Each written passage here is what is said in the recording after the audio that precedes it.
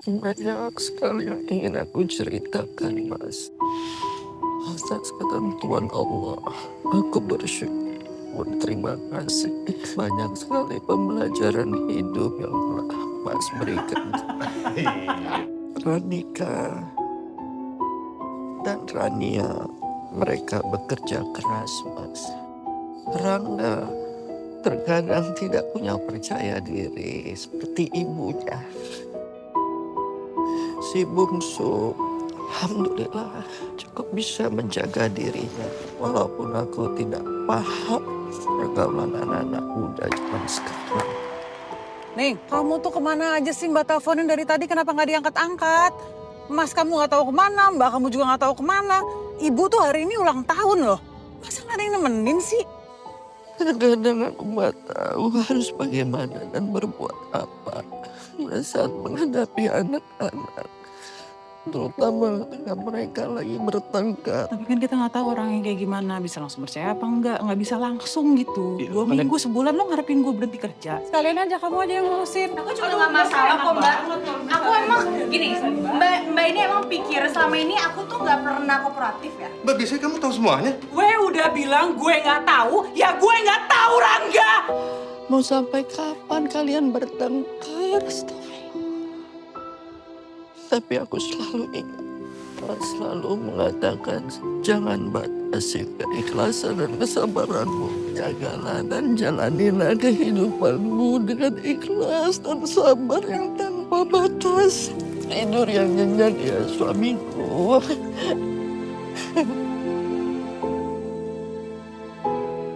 Aku kangen.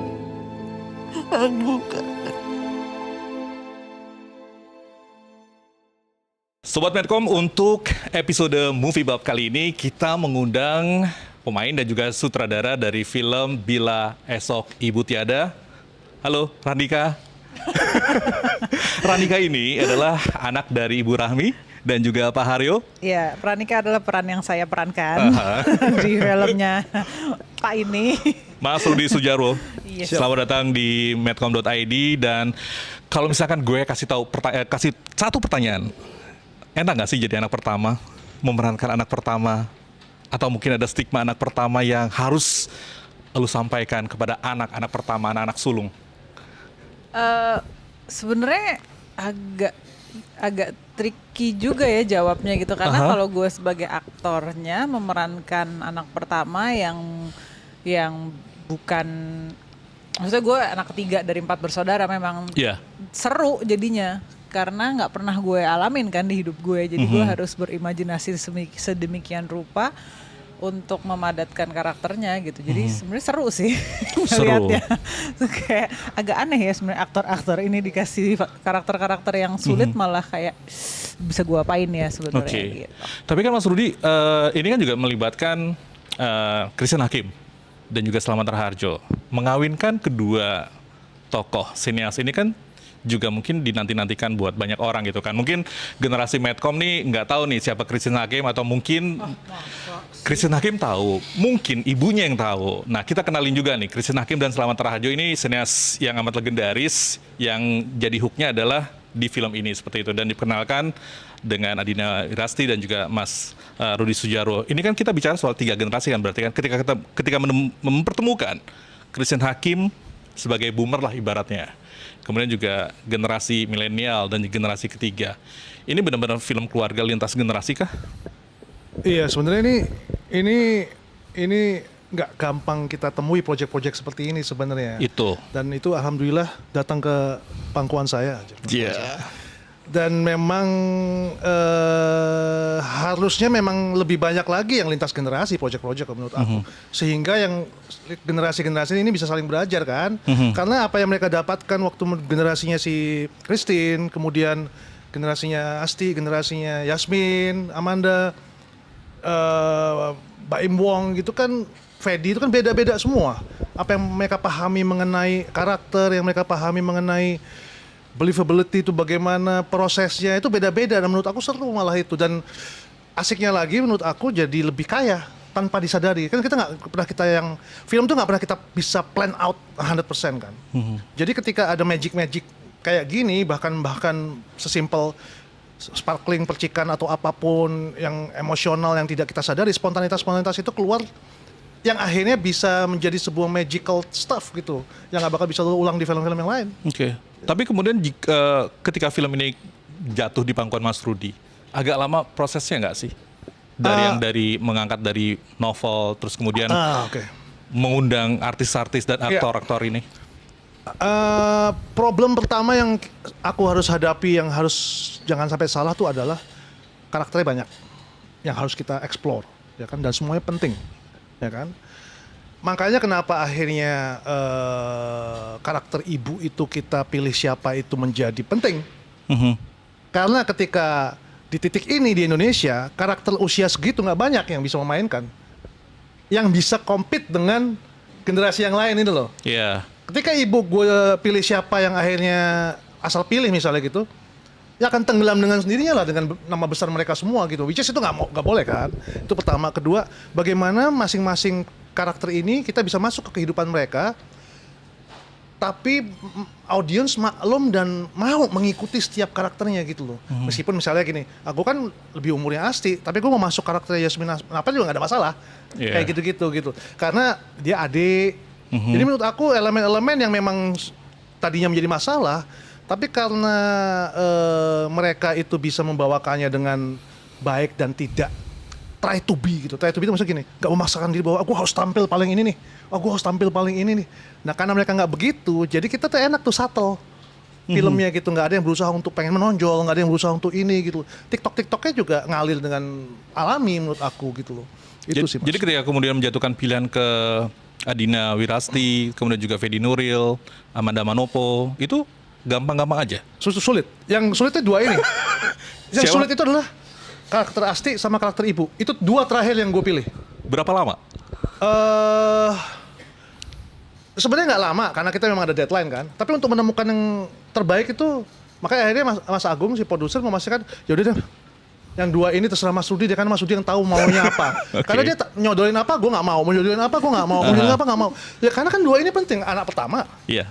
Kok sampai ketiban sama anak yang lain secara sosok dan secara karisma repot, ya kan? Tapi juga gue nggak mau terlalu judes, ya kan? Mukanya kan nggak terlalu judes amat kan, masih biasa lah. Terus ibunya juga begitu kan. Ketika mainnya bagus doang nggak cukup, harus ada karisma juga. Jadi dua orang ini memang dua pemain yang kita butuh karisma yang bisa. Ini ngomongnya nggak banyak pun, kalau seandainya dapat peran yang ngomongnya nggak banyak pun, mereka hadir aja orang udah presence-nya kuat.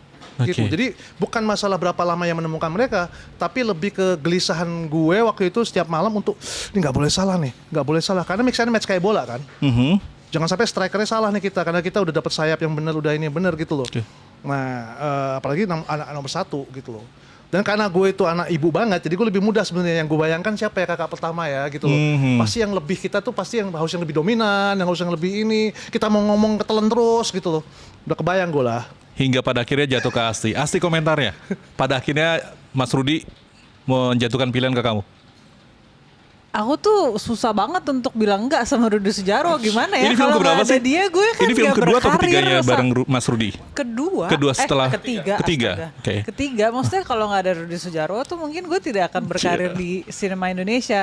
Maksudnya it's a collective work ya. Maksudnya DC1 of course, Mbak Mira, Mas Riri, Miles yang melahirkan aku. Tapi kan Mas Rudi yang memperkenalkan gue kembali di Tentang Dia. Literally ada di filmnya memperkenalkan kembali Adina Wirasti. Dan ternyata gue dapet Citra di situ. Jadi memang I mark my presence ya sebenarnya lewat dua project itu, dan dua-duanya punyanya Rudi Sudjarwo. Jadi awal tahun ini gue nggak tahu kenapa emang selalu punya fit sama dia. Karena Tentang Dia itu kan beneran, Tentang Dia itu gue harus memaksa ke produser gue, harus dia, kalau nggak gue nggak mau. Itu kok. Dan ketika itu susah sekali untuk pemain yang punya kulit gelap menjadi senternya film Indonesia. Harus malah lu dapet Citra ya. Iya. Yang putih malah enggak. Anyways, jadi pokoknya pada suatu sore hari yang sangat syahdu, manajerku, agentku bilang nih ada tawaran dari siapa? Rudi Sudjarwo. Aduh, kayak apapun filmnya kayaknya nggak mungkin gue bilang enggak gitu. Ternyata pas di pitching, gue baca decknya sedikit, lalu Mas Rudi bilang gue mau ketemu tapi ya. Terus gue kayak oke nih stylenya sama gitu, masih sama. Karena maksudnya pemain sama sutradara itu kalau menurut gue harus punya kedekatan emosi yang cukup tight gitu. Dan cukup intens karena kan apalagi method yang dikerjakan sama Mas Rudi sekarang udah beda banget. Dan itu yang diperkenalkan kembali dulu, lalu baru kita ketemu untuk ngebahas ceritanya, dua-duanya ada zingnya apa enggak. Soalnya gue rasa kalau waktu kita ketemu terus kita berdua enggak ya, kayaknya pasti nggak jadi juga sih. Tapi udah kayak ya udah, lo mau apa enggak? Kalau gue sih mau, lo mau enggak gitu. Iya mas gitu. Kan dia udah berproses. Iya. Jadi gue udah berproses, dia udah berproses. Jadi masing-masing kan udah punya perspektif about how the filmmaking and storytelling is all about. Nah itu kita harus ketemu dulu gitu. Gue nggak bisa sepihak juga kan. Justru gue I want to get the best of all my cast gitu. Kalau kita semua yang mikir kan ya, double bayaran gue. Tapi di film ketiga ini ada perubahan bagaimana treatmentnya Mas Rudi kepada Asti nggak dibandingkan dengan film-film yang sebelumnya? Jauh banget. Jauh banget. Dari caranya aja udah. Kenapa caranya? Mas Rudi aja deh yang cerita yang ini. Cerita aja. Bagaimana kreditku tiba-tiba nambah. Mas Rudi aja. Mas Rudi aja. It's your method.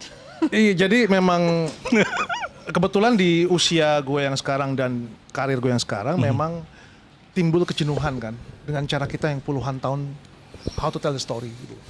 Dan ada kegagapan gue untuk mengikuti cara yang lama kalau dari sisi gue. Nggak ada yang salah cara yang lama.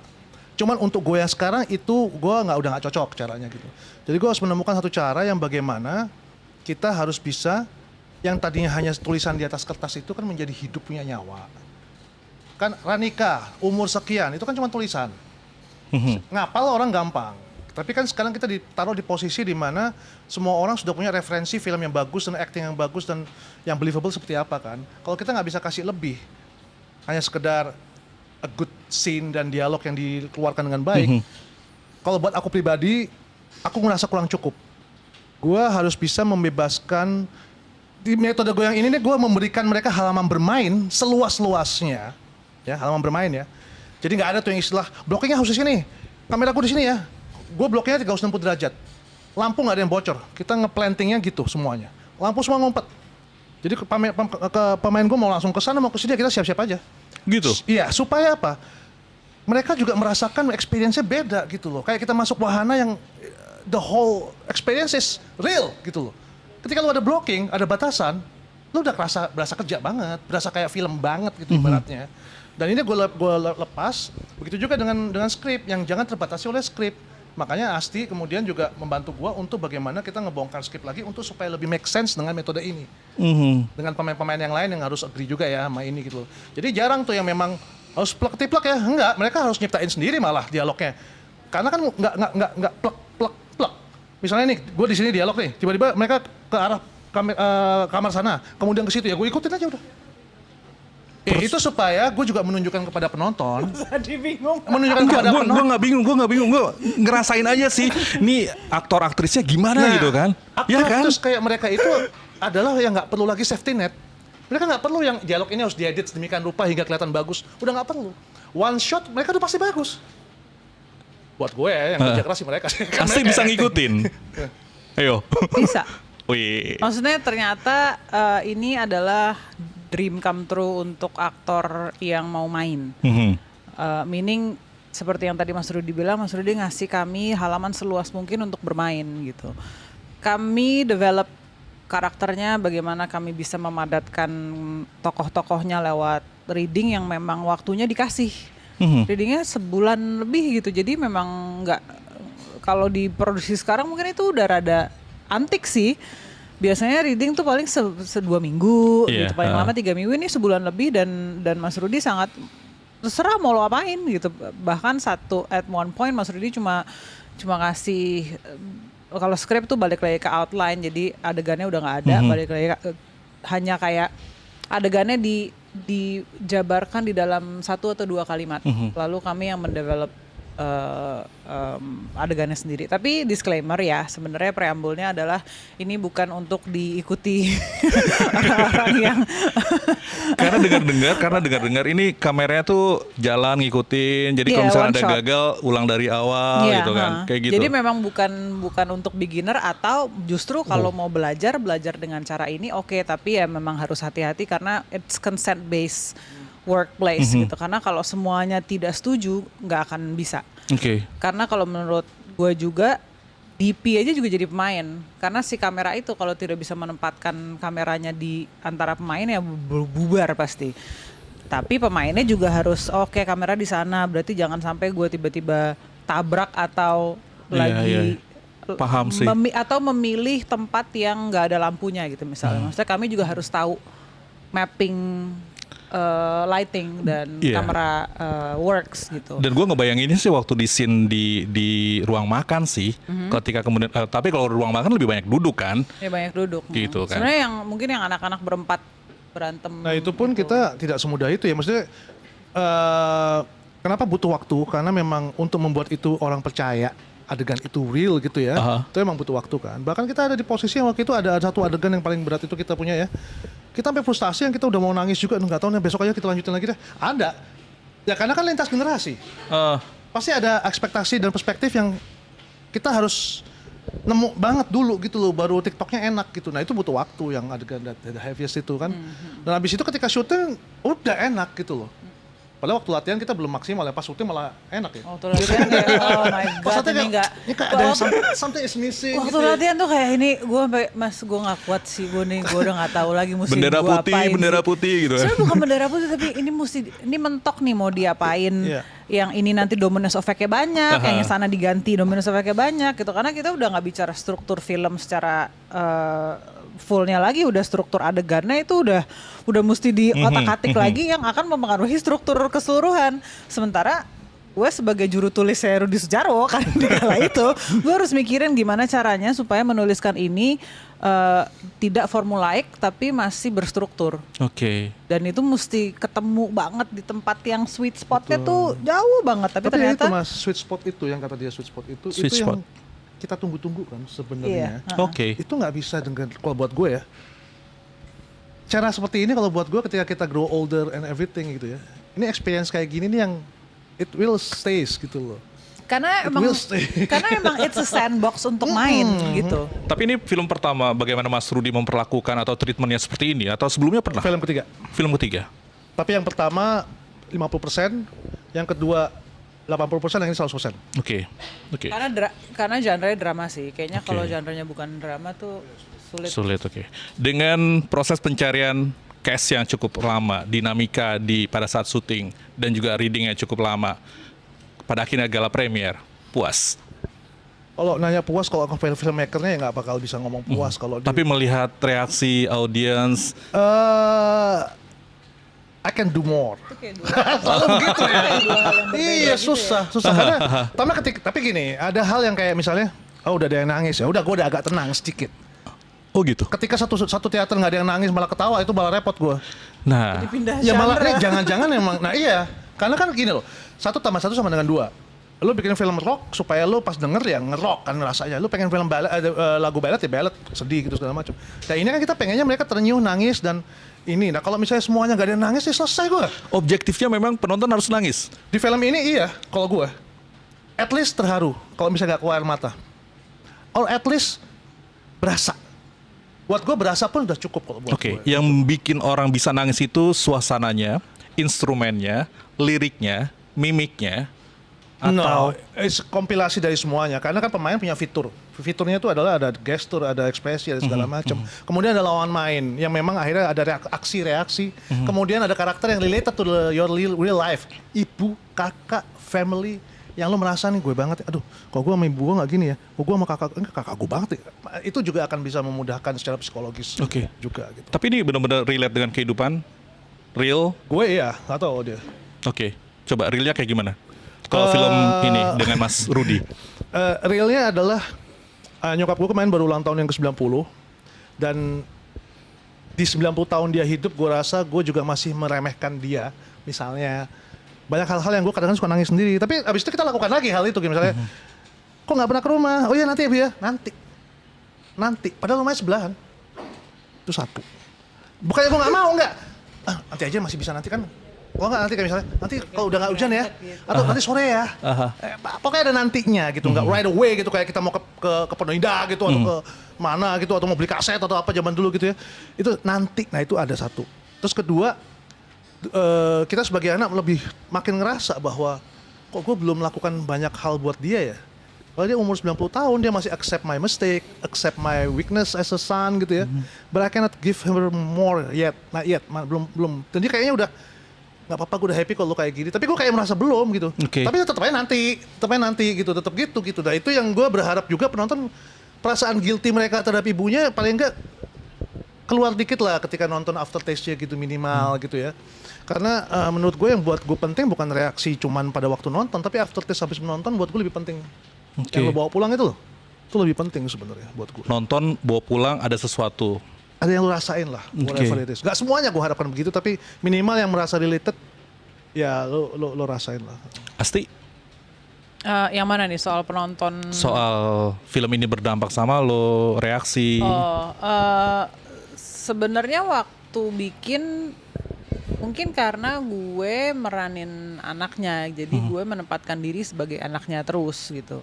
Lalu bagaimana mencari collective memory di dalam diri gue yang kira-kira rasanya sama, not necessarily kejadiannya sama. Jadi there's some truth in my reaction playing as Ranika gitu, bukan nggak sandiwara-sandiwaraan. Dari situ mungkin residunya adalah gue jadi tahu, oh jadi kakak gue tuh gini ya rasanya. Oh jadi kakak gue yang cowok nih di tengah-tengah perempuan-perempuan tuh kayak gini rasanya ya gitu. Lebih jadinya belajar sih. Karena sebenarnya orang tua gue tuh tiga-tiganya ada tiga. Bokap karena nyokap bokap cerai, bokap udah menikah lagi, dan kami tuh benar-benar suportif satu sama lain banget. Dan nyokap bokap orangnya tuh yang bukan cuek sih, kayak yaudah you do you sampai selesai, nanti juga ada waktunya gitu. Walaupun memang sedikit banyak sih juga selalu kayak duh nih kalau nggak sempet lagi gimana ya gitu sih. Okay. Cuman memang masih take for granted bahwa besok masih ada tuh selalu menghantui gitu. Maksudnya ada atau tidak ada film ini tuh selalu ada kayak aduh nih kapan ya gitu, selalu ada kegelisahan itu, dan ternyata kegelisahan itu yang bisa dibawa ke proses film ini. Mas Rudi, ini kan film keluarga, dan kalau kita lihat ini banyak banget konflik antara 4 bersaudara ini kan, dan sulung ini amat sangat keras karakternya itu kan. Nah kalau kamu sendiri Asti, sebelum ke Mas Rudi, ini bagaimana pandangan kamu melihat hubungan kakak adik di film ini? Sebenarnya kakak adik di film ini mereka cuma harus duduk sama-sama dan saling mendengarkan aja sih, bukan saling bicara. Udah waktunya bukan bersuara lagi, tapi duduk really listening to what the other three are saying gitu. Dan empatinya mungkin memang tidak ada gitu. Apa ya? Empatinya nggak ada satu dan lainnya. Nggak ada empati untuk sulit juga ya jadi kakak gue sebetulnya ya. Waktu kita kan nggak tahu waktu dia hidup muda. Misalkan nih dari si karakter Yasmin Hening gitu yang umurnya memang jauh bedanya. Banget. Dia nggak pernah tahu bagaimana Ranika muda ditempa sama bapaknya mungkin, atau dia nggak pernah tahu bagaimana rasanya Rangga sebagai satu-satunya laki-laki, mungkin he feels emasculated. Not necessarily he was emasculated in the family, tapi maksudnya he feels emasculated karena perempuan-perempuannya juga Ranika dan Rania pekerja, mereka keras, ibunya single mom gitu, gimana juga kan empowering women-nya di sini cukup tinggi kan. Kalau aja si adik atau si saudaranya punya empati yang tinggi, ya juga ya susah loh jadi mereka. I think I'm gonna love them more gitu. Dan sometimes it's not about us, it's about them gitu. Gitu ya. Atau maksudnya reaksi mereka kadang-kadang bukan tentang kita kan, it's actually about them gitu. You know what I mean? Jadi kayak kalau misalkan kakak kita atau adik kita bereaksi yang kita nggak suka, belum tentu itu tentang kita loh. Itu mungkin tentang mereka. It's showing something about them. Misalnya, mungkin kakak gue perlu dibantu invisible labor-nya. Misalnya not necessarily soal bayar bill atau kebutuhan sehari-hari, tapi tentang janjian sama misalnya apa ya, buat rayap gitu, atau janjian sama tukang galon atau gas gitu kan. Itu kan invisible labor yang sebetulnya kalau dilakukan sendirian itu capek loh. Iya. Ketika empati itu ada, gue yakin banget mereka berempat nggak akan seberantem ini sih. Gitu. Oke. Tapi but this is a film, we don't have the conflict, we don't have a film, so we need to have it in. Oke, Mas Rudi, ini kan karakternya juga tadi kita sebut bahwa banyak konflik di sini kan. Center of point-nya mungkin Asti. Katalisnya Asti gitu kan. Entah siapa penyeimbang gitu kan di antara 4 bersaudara ini. Tapi ada juga sosok ibu yang kehilangan suaminya. Bagaimana kemudian ini nih, dan di sisi lain mungkin challenge-nya adalah yang ada di film Esok ini itu orang-orang yang aktor-aktor yang aktris yang udah mumpuni ya. Bagaimana kemudian Mas Rudi itu bagi porsinya tuh sama rata gitu. Jangan sampai kemudian ada yang lebih dominan, Mbak Christine Hakim yang lebih dominan, tapi ini semua sama rata dengan durasi yang terbatas. Kalau film ini datang ke pangkuanku di usiaku belum sekarang, yang aku udah melewati banyak kejadian-kejadian hidup ya, peristiwa-peristiwa hidup yang luar biasa gitu ya, mungkin bikinnya lain gue, dan mungkin nggak tajam-tajam amat, mungkin ya oke, sedih tapi udah gitu ya. Justru karena gue udah melewati banyak hal, ternyata hidup ini kan memang it's all about aksi reaksi, which is itu acting juga. Aksi reaksi, reaksinya kayak apa, aksinya apa, nggak ketemu, jadilah kesalahpahaman. Dan begitu juga sebaliknya. Padahal kan sepele banget sebenarnya. Itu kan problemnya komunikasi kan selalu begitu kan, ekspektasi, ya kan? Dan itu in the real life. Gue 53 tahun gue hidup, gue belajar bahwa sebenarnya banyak hal yang kita waktu itu pecah dan berantem segala macam itu sebenarnya sepele banget. Entah lu kurang dengerin, lu kebanyakan ngomong, lu nggak kasih lihat, nggak ngasih ruang orang untuk ngomong. Lu udah tiap kala lu udah merasa paling tahu, dia nggak lebih tahu. Jadi gue bermain di situ sebenarnya. Jadi kalau dulu gue dikasih skrip ini, karena gue belum nyampe situ, gue akan ngelihat just based on script sama based on apa yang mereka kasih. Tapi gue pribadi pasti masih oh ini looks good nih in movie gitu doang. Tapi nggak yang bener-bener udah gue pernah lalui. Kalau ini kan gue lebih peka, gue kayak ini reaksinya nggak gini nih, ini gini nih. Ini gini nih, gue udah kebayang gitu. Jadi ketika nggak ada, gue langsung bisa tahu nih belum nyampe nih, take lagi ya, coba lagi ya, gitu. Gue tahu gitu, nggak cuma sekedar take karena pengen semuanya rapi aja, enggak gitu. Jadi memang aksi reaksi dan problem-problem yang memang kita sebagai manusia satu sama lain memang selalu kita temui. Apalagi kalau kita bicara lintas generasi secara real dan cerita ya, ekspektasi, kemudian ya itu hal-hal yang gue sebutin tadi. Belum distorsi kayak misalnya pada waktu itu mood gue lagi nggak benar misalnya. Itu kan hal yang langsung ngeblok komunikasi. Ya kayak media lah. Kalau media kan juga gitu. Ketika lu menyampaikan sebuah berita tiba-tiba mood audience lagi yang hal yang berbeda, lu nggak didengar di berita lu. Ya kan? Exactly the same thing. Jadi cuma masalah itu yang gue main-mainin. Tinggal lu begini ya, tapi dia begini ya. Nanti dia, nah itu udah nggak perlu gue direct lagi karena ketika mereka udah melatih simulasi ini dari day 1 sampai day terakhir. Itu mereka udah tahu banget, ini reaksi gue kayaknya gini deh, ini kan gini, nah kalau si Rania begini, gue gini, ini gini. Mereka udah tahu sendiri bahwa what's right for the Radhika dan Rania dan yang lain-lain gitu. Ada scene yang amat intimate atau spesial di film ini? Ayo, buat Mas Rudi, personal banget itu. Gue pengen, atau ini ada satu scene atau beberapa adegan yang gue banget atau gue pengen banget ada, yang dan ini bahkan memorable buat gue. Ada nggak? Sebenarnya adegan golden scene kita yang terberat, kalau buat gue golden scene yang paling berat yang kita sampai lo nangis, gue nangis, tapi in a different time itu. Lo nangis dulu. Yang mana? Yang akhirnya dialog. Nangisnya di belakang pas abis latihan lo nye. Oh ada. Ada kan, kita kan justru kalau kita punya frustasi seperti itu, it's good. So because we know what, kita tahu arahnya mau kemana nih secara emosi. Kalau kita biasa aja semua kayak oke, ini malah aneh. Karena nggak mungkin kalau kita bicara 5 karakter dan 5 karakter dengan situasi seperti itu, emotionally kita harus masuk. Kalau emotionally kita nggak masuk,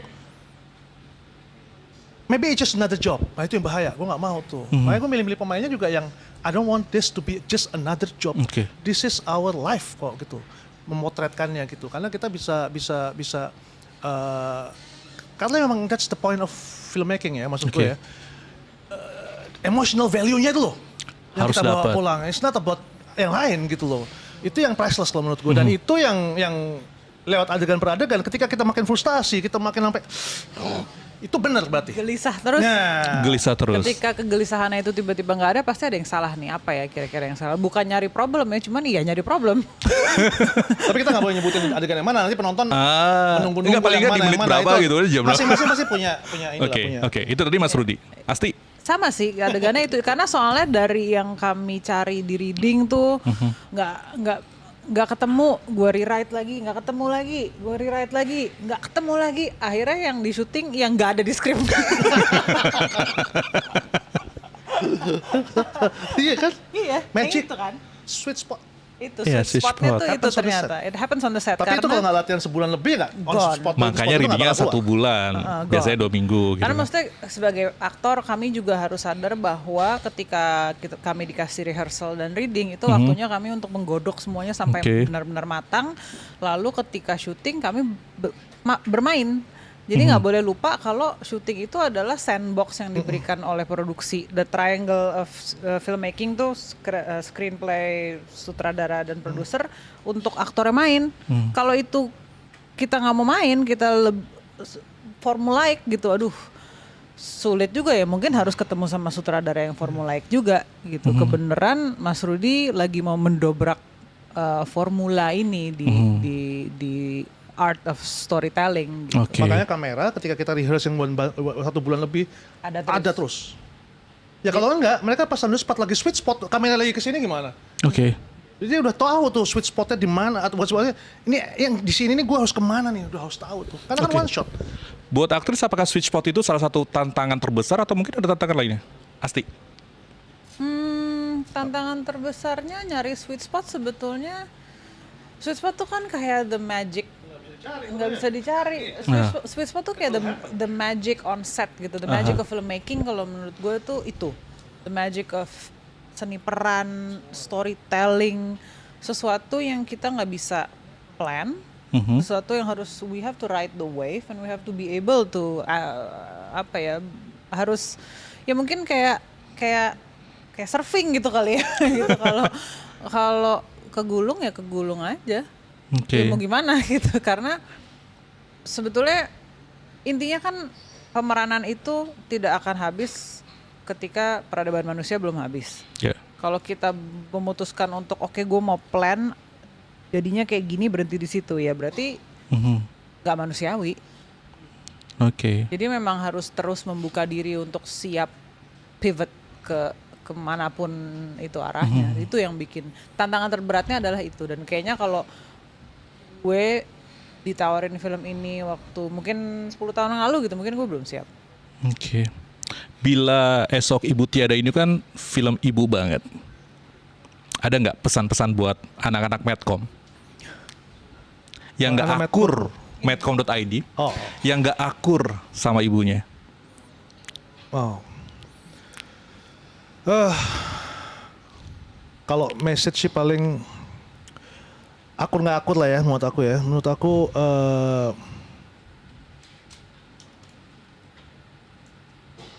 kita harus, bukan harus sih. Aku berharap nggak ada yang hidup dengan penyesalan nantinya. Karena at the end of the day ketika itu udah happens, no turning back. Gini, ini orang sudah ada di situ buat kita, sudah melahirkan kita ya. Kalau ada prioritas apapun yang harus kita pilih, harusnya dia yang kita pilih duluan prioritasnya. Jangan ada kata nanti lagi gitu loh. Karena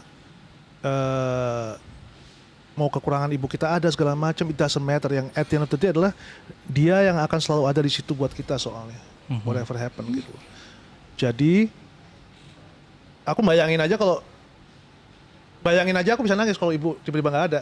Artinya itu baru bayangin, tapi kan kita kadang-kadang masih tar dulu gitu-gitu. Nah ini menurut aku kita masih punya, insya Allah masih ada umur ke depan gitu ya. Nah kalau yang udah tua-tua ini ibu kita, apa ruginya sih kita spend 5 minutes, 10 minutes, that's it. Dia pasti happy kok. Gitu, meskipun cuma ada di situ nggak ngomong. Ya ibu kan juga 90 tahun dia udah nonton TV sendiri, yang penting ada aku ya di situ sebentar. Udah nggak ngomong, nggak harus ngomong. Kalau nggak, udah nggak denger juga kok. Tapi ya disalamin dah, gue cium palanya, udah gue duduk, kita ngobrol, kita lakukan yang lain nggak masalah. Habis itu udah kita keluar lagi nggak apa-apa. Itu aja udah cukup sebenarnya. Jadi menurut aku just kasih waktu lo yang untuk ibu lo lah, kapanpun dia mau. Itu aja.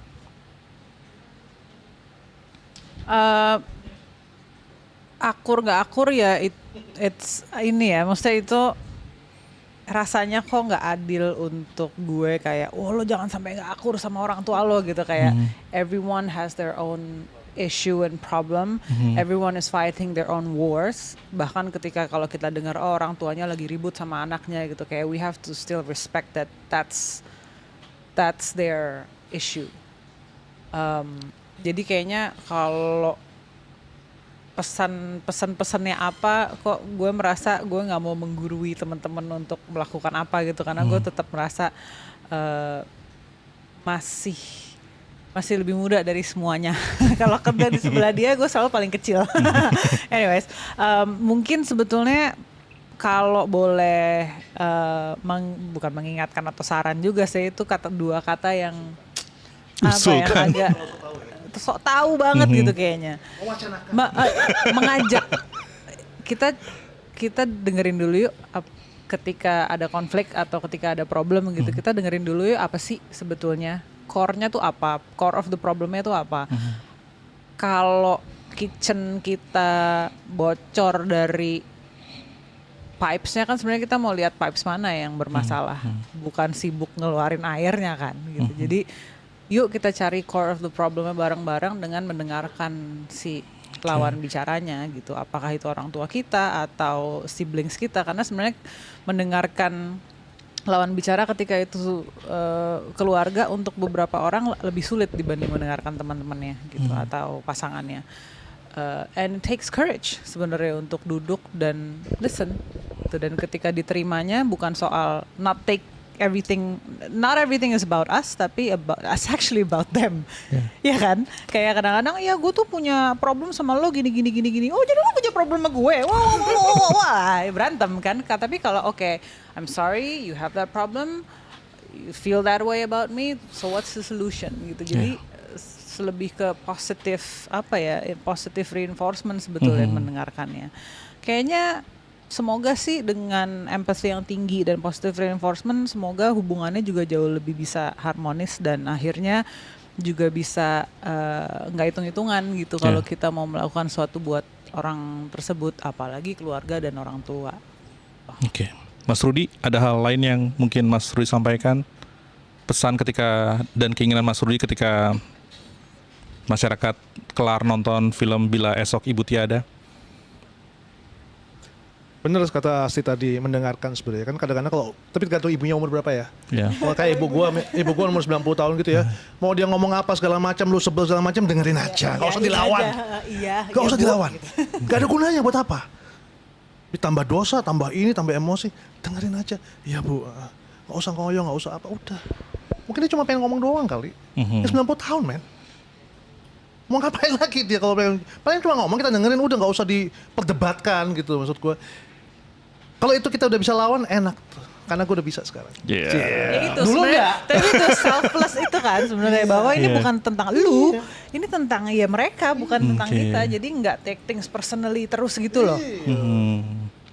Mas Rudi Sudjarwo, Adinia Wirasti, terima kasih udah gabung di Movie Buff Medcom.id. Yang jelas film ini akan premier di akan tayang tanggal 14 November 2024 di seluruh bioskop Indonesia. Oke. Sukses untuk filmnya dan sekali lagi terima kasih udah gabung di Movie Buff Medcom.id. Oke, itu tadi dialog saya dengan Mas Rudi dan juga Asti dalam film Bila Esok Ibu Tiada dan premier 14 November 2024. Saya Prihadiadi ucap terima kasih dan sampai jumpa.